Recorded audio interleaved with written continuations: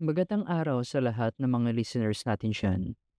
Ako nga pala si Kuya Ben ng may-ari ng YouTube channel na ito kung saan ang mga itatampok nating mga kwento ay puro katatakutan, kababalaghan, mystery at kung ano-ano pa na may kinalaman sa horror.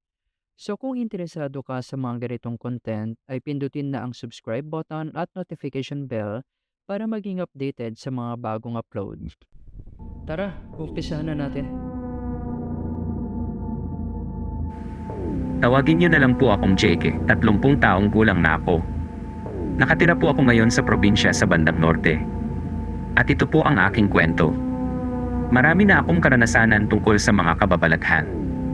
Mahilig kasi talaga ako sa kwentong horror, mapatotoo man yan o kwento-kwento lang.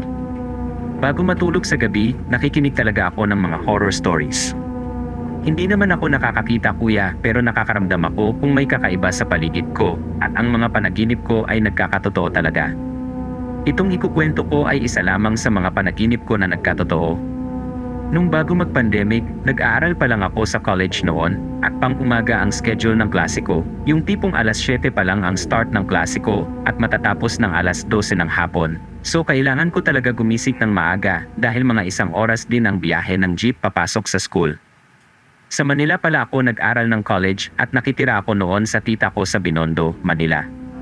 Matagal na hindi nagkaanak ang tita ko at asawa niya. Nag-umpisa ang lahat isang hapon. Pagka-uwi ko galing school at bandang alas 2 ng hapon ay nakatulog ako. Ako lamang mag-isa noon sa bahay. Tapos mga bandang alas 4 ay nagising ako dahil may naririnig ako naglalakad sa loob ng bahay. Pabalik-balik sa sala papuntang kusina tapos maghuhugas sa lababo.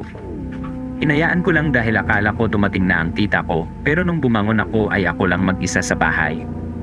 Tapos kinagabihan, nanaginip ako ng isang bata. I am not sure kung panaginip yun o totoo kung nakikita ang bata na nakatayo sa gilid ng kama ko. Mga 3 o 4 na taon na ang bata. Maputi, sobrang cute, matataba ang pisngi niya, at nakasuot na kulay puti na damit na lagpas tuhod. Nakatitig lang sa akin habang nakahiga ako sa kama ko. Di ko na lang pinansin. Tapos siguro after how many days, napanaginipan ko ulit yung bata. Sa pagkakataon na yun, magkasama na kaming naglalakad sa kalsada. Tandang-tanda ko pa, sa eksena na yun ay gabi, bilog ang buwan, kaming dalawa lang ang naglalakad, pero di ko alam kung saan kami pupunta.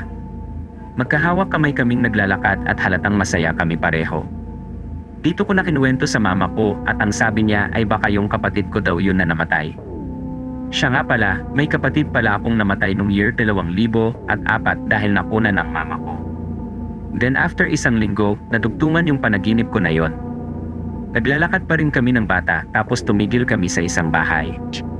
Naupo kami sa mesa sa harap ng bahay habang tinitignan ng bilog at malaking buwan, masaya pa rin kami habang nakaupo.